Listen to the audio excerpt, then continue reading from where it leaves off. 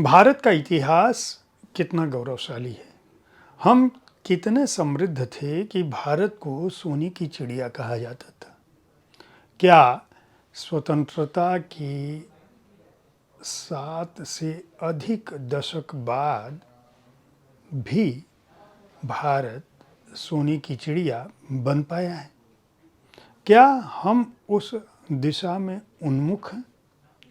आखिर भारत को सोने की चिड़िया क्यों कहा जाता था?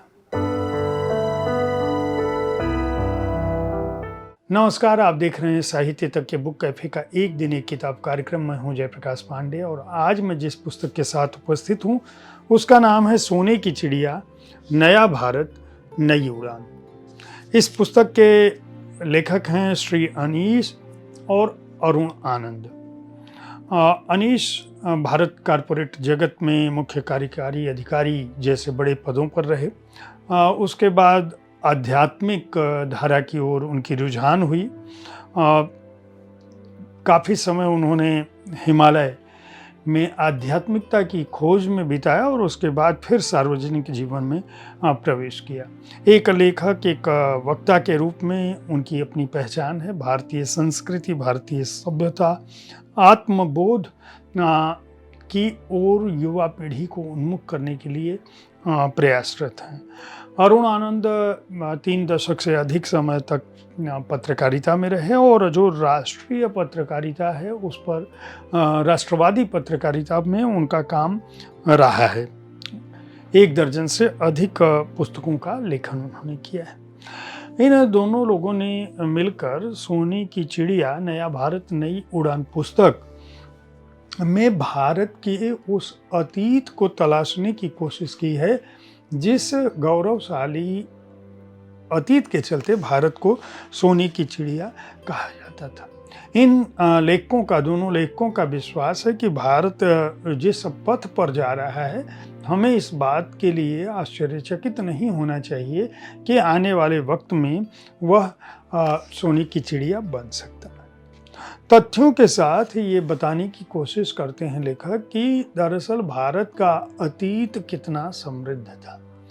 हमारी समृद्धि के जो क्षेत्र थे वह क्षेत्र जो है हमारी कृषि, हमारे कामगार, श्रमिक, हमारी दक्षता, हमारा विज्ञान, हमारे पर्यटन, हमारी धार्मिकता और हमारी बौद्धिकता पर केंद्रित था। वही हमारी पूंजी थी, वही हमारी समृद्धि, वही हमारी धरोहर और वही हमारी थाती थी। वह थाती हमको क्या दे रही थी, इसे ही 7 खंडों में उन्होंने स्पष्ट किया। जो 7 खंड हैं उनमें जैसे पहले एक खंड में बुनी हवा की जब वो बात करते हैं तो यह बताने की कोशिश करते हैं कि हमारा जो हथकरघा उद्योग था, हस्तशिल्प था, वह अंग्रेजों के आगमन से पहले किस तरह से समृद्ध था। वे कहते हैं कि चूंकि हम समृद्ध थे इसीलिए दुनिया भर के आक्रांता हमारी तरफ आकर्षित होते रहे। जो भी आया हमें लूट कर जाने की कोशिश किया। और ब्रिटिश आक्रमण जब हुआ तो यह जानकर आपको आश्चर्य होगा नई पीढ़ी को कि विश्व की अर्थव्यवस्था में लगभग 24% हिस्सेदारी भारत की थी। दुनिया भर में जो निर्यात का हिस्सा था दुनिया के किसी भी देश की ओर से, वह भारत का हिस्सा तकरीबन 27% था। और जब अंग्रेज यहाँ से गए यानी 1947 में, तब भारत का हिस्सा जो है केवल अर्थव्यवस्था में 2% रह गया था। जब हम आर्थिक रूप से समृद्ध थे तो केवल जीवन के हर क्षेत्र में हम आगे थे, यानी हमारे पास अपनी विद्या थी जो आयुर्वेद था, हमारे पास अपना इलाज था, योग था जिससे हमारे लोग स्वस्थ रहते थे, ज्योतिष था जो विज्ञान के रूप में प्रचलित था, खगोल विज्ञान था, वास्तुशास्त्र था, कृषि था। और इससे हमारे लोग न केवल समृद्ध थे बल्कि स्वस्थ भी थे और उनके विचार भी उत्तम थे। हमारी आध्यात्मिकता हमारी ताकत थी। हम इस आधुनिक बोध से इतर थे कि रोटी, कपड़ा और मकान ही सब कुछ है। अब जब हम रोटी, कपड़ा और मकान कहते हैं तो रोटी, कृषि हमारे यहाँ प्रचुर मात्रा में थी। कपड़े का आलम यह था कि बंगाल के मलमल की चर्चा आज भी होती है। सूती कपड़ा मछलीपट्टन बंदरगाह क्षेत्र में निर्मित होता था उस क्षेत्र में, और उसे जो मलमल था उसे दुनिया भर के व्यापारी उससे आकर्षित होते थे। कहा जाता है कि 300 फीट का कपड़ा एक अंगूठी से निकल सकता था, इतना पतला होता था। और उसकी स्थिति आप ये समझिए कि आज भी जो मलमल मिलता है वो 1 वर्ग इंच में 40 से 80 थ्रेड यानी धागे होते हैं। उस जमाने में जब हम मलमल में हम पारंगत थे तब 800 से 1200 धागे 1 वर्ग इंच में बुने जा सकते थे। आप समझ सकते हैं कि उसकी स्थिति क्या थी। उसके दाम का मूल्य की अगर बात करें हम, तो अंतर्राष्ट्रीय बाजार में 1851 में 1 गज मलमल की कीमत, जिस मलमल की हम बात कर रहे हैं, वह 50 से 400 पाउंड के बीच थी। तो अंग्रेजों ने किस तरह से जानबूझकर भारतीय हस्तशिल्प हथकरघा उद्योग को बर्बाद किया, यह पुस्तक उसके बारे में बताती है कि किस तरह से ईस्ट इंडिया कंपनी आई।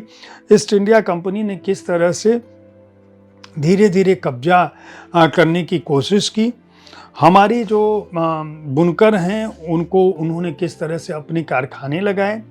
कारखाने लगाने के बाद उन्होंने यहाँ से कपास का निर्यात करना शुरू किया, और हमारे यहाँ से जो भी हमारा शिल्प था उसकी कॉपी की किताबों के नाम पर the textile fabrics of India जैसी पुस्तकों के माध्यम से डिजाइन और प्रिंट सैंपल चुराकर उन्होंने न केवल इंग्लैंड को भेजा, बल्कि स्थिति ये हो गई कि जो भारत निर्यात करता था वह विदेशी कपड़ों पर, टेर्लिन और टेरिकाट जिनको हम कहते हैं, उन पर निर्भर हो गया। हमारे लोगों पर जो खेती करते थे कपास की, उन पर टैक्स लगा दिया गया।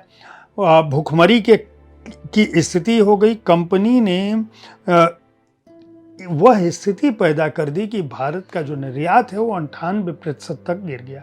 उसका नतीजा ये हुआ कि उसके व्यापार से जुड़े हुए लोग, उसके कामगार, किसान सभी एक साथ प्रभावित हुए, महिलाएं प्रभावित हुई, और हमारी जो बुनाई की विधियां हैं, जो परंपरा है, वह कारखानों के सामने, वे कारखाने में सस्ती चीज़ें लाते थे और उनको हमारे बाजार में डाल देते थे। यही बुनी हवा की तरह ही खेती और किसानी के क्षेत्र में क्या कुछ उन्होंने किया। जो धरती पुकारे अध्याय है वह यह बताता है कि कृषि क्षेत्र में जो हमारी प्रणाली थी वह कितनी पुरातन थी। 10-12 हज़ार सालों से हमारे पूर्वज जो है खेती करके जिंदा थे। लेकिन हमारे यहाँ कृषि पर बहुत सारे ग्रंथ भी लिखे गए।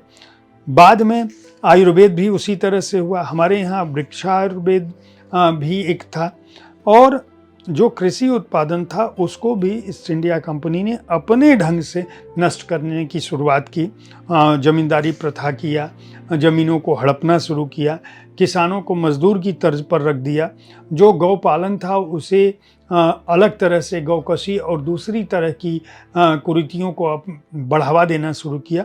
मशीनों के प्रयोग के साथ साथ हमारे यहाँ जानबूझकर वह स्थितियाँ पैदा हुई कि किसान समृद्ध न रह सके। इसी तरह से बोधशाला की बात में उन्होंने कहा है कि किस तरह से हमारी जो विद्याएं थी उन विद्याओं ने भारत को समुन्नत रखा था, और जानबूझकर हमारे स्कूलों को, जो हमारे स्कूल थे, कहा जाता है कि जब अंग्रेज़ भारत में आए उस समय भारत की कई इलाके ऐसे थे जहां शिक्षा व्यवस्था इतनी समुन्नत थी कि छोटे स्कूल हर गांव में थे।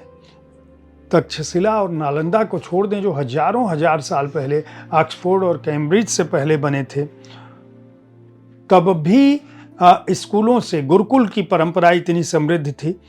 लेकिन हमारी क्षेत्रीय भाषाओं को पिछड़ा कहकर हमारे यहाँ जो ईसाई मशीनरियाँ थी उनको अंग्रेजी वाली शिक्षा के लिए नीतियाँ बनाकर, अंग्रेजी स्कूल खोलकर, और जो भारतीय भाषाओं में शिक्षा दी जा रही थी, जो ग्रंथ थे, उनको यह कहकर कि ये पिछड़े हुए ग्रंथ हैं, इनमें कोई ज्ञान नहीं है, उन सब को नष्ट किया गया। आप ऐसे समझिए कि विलियम एडम नामक अधिकारी ने 1830 में बिहार व बंगाल में जब सर्वेक्षण किया तो उन्होंने कहा कि इस एक इलाके में, केवल इस इलाके में 1 लाख से अधिक स्कूल थे। मद्रास और मुंबई प्रेसिडेंसी का कोई ऐसा गांव नहीं था जहां स्कूल नहीं थे, लेकिन उन सभी पर एक तरह से कब्जा कर लिया गया। आज आलम यह है कि जिस संस्कृत को देव भाषा हम कहते हैं, जिसमें हमारे सारे वरिष्ठ ग्रंथ हैं, जिन पर नासा और पाश्चात्य जगत शोध कर रहा है, जिसमें समाहित ज्ञान पर, उस संस्कृत को बोलने वाले, आज के समय में संस्कृत को अपनी मातृभाषा बताने वाले लोग 2011 की जनगणना के अनुसार 25,000 से भी कम थे।